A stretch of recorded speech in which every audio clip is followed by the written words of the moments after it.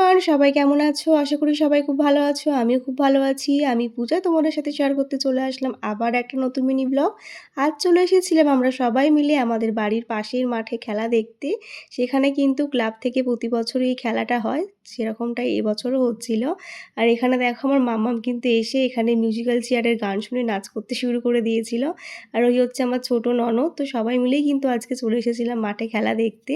খেলা দেখতে দেখতে হয়ে গেছিলো সন্ধ্যে, আর এখানে আমার মামামের তো নাচ শুরু হয়ে গেছিলো।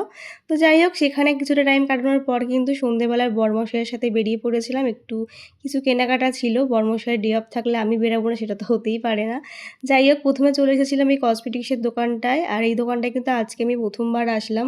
বেশ ভালো ভালো কালেকশন ছিল আর অনেকটা ডিসকাউন্টও দিয়েছিল। যাই হোক, এখান থেকে আমার কিছু ডেলিভারি জিনিস নেওয়ার ছিল, সেইগুলো নিয়ে নিলাম। তারপর কিন্তু এখান থেকে বেরিয়ে পড়লাম, আর বেরিয়ে কিন্তু সোজা চলে গেছিলাম নৈহাটিতে ফেমাস ফুচকার দোকানে। আশা করি সবাই চেনো দোকানটা, রাজকিবনের একেবারে অপোজিটে। তো সেখান থেকে প্রথমেই নিয়ে নিলাম দই ফুচকা। আর এখানে দই ফুচকাটা খেতে তো আমার দারুণ লাগে। তোমরা কে কে খেতে ভালোবাসো অবশ্যই জানিও। নৈহাটি আসবার দই ফুচকা খাবো না সেটা তো হতেই পারে না। যখনই আসি তখনই কিন্তু এখান থেকে দই ফুচকাটা আমি খাই, আমার তো দারুণ লাগে। তো যাই হোক, এক প্লেটই নিয়েছিলাম যেহেতু আজকে লাঞ্চ করতে করতে অনেকটা বেলা হয়ে গেছিলো। তারপর কিন্তু দই ফুচকা খেয়ে ওখান থেকে চলে আসলাম সোজা বাড়ি। আর দেখো কি কিনলাম সেগুলো একটু ছোট করে দেখিয়ে দিলাম। আমার একটা হেয়ার অয়েল আর একটা মুখের ক্রিম। তো চলো আজকের মতন টাটা, দেখা হচ্ছে নেক্সট ব্লগে। বাই সবাইকে।